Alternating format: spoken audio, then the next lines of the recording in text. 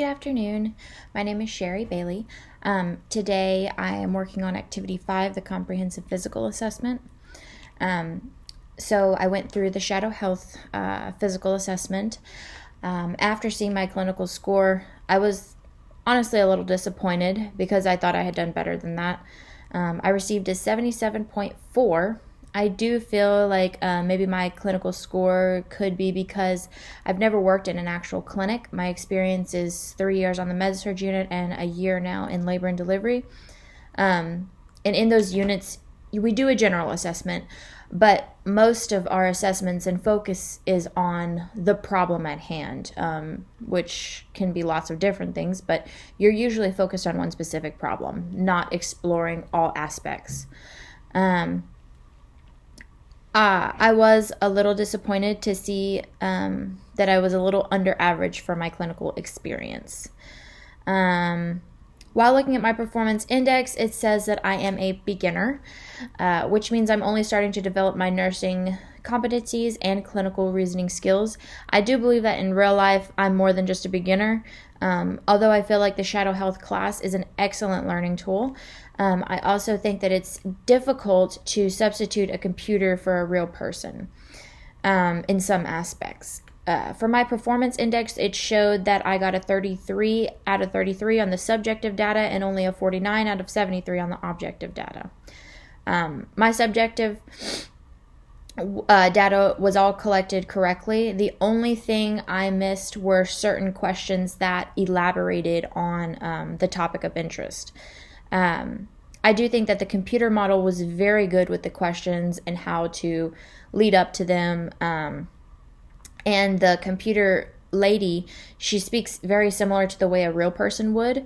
However, I do think that the objective data is kind of where you start to have some issues.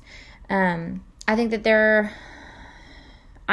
a lot of the reason I missed a lot of the objective data was due to the fact that a computer is not real life. So although it was pretty accurate, there are some things that it was kind of difficult to differentiate between. Also, as I previously mentioned, like I said, my focus is in the med-surg. And if I'm honest, that means like in med-surg, we aren't typically looking at people's nasal and ear cavities with an otoscope. That's just not typically where patients have the most problems. You know, we're listening to breath sounds and heart sounds and stuff like that. But there are certain like clinical aspects that I performed in the simulation that we don't typically do on the floor. Let's see. Some of the other stuff I missed was just because I unintentionally skipped over it. When looking at care plans for the patient in the simulation, I did decide that one particular care plan would fit her best. I mean, there's a few that we could go off of, but the one I chose was a risk for injury care plan related to her feet. The patient is at high risk for foot injury and infection related to her diabetes diagnosis and the neuropathy that she has in her feet. Pain is the body's way of telling you something's wrong so you can take care of yourself. So with the feeling diminished in her feet, it means you can't always feel if there's an injury or anything like that going on in your feet. I thought it would be crucial to the patient to educate and stress the importance of care as a diabetic with neuropathy, feet care as a diabetic with neuropathy.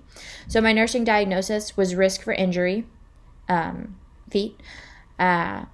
One intervention I came up with was assess the general appearance of the foot.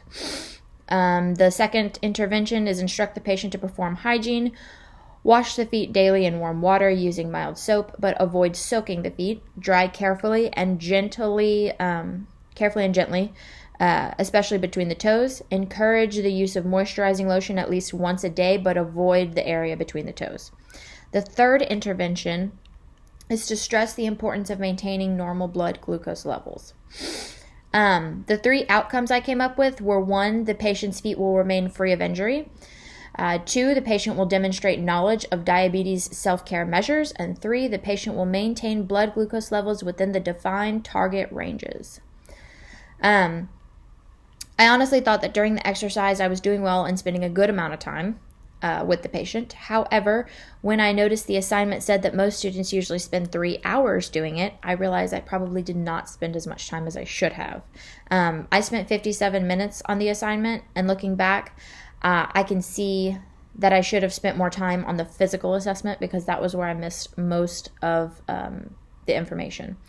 As I mentioned previously, I do believe that this is a really good, insightful experience.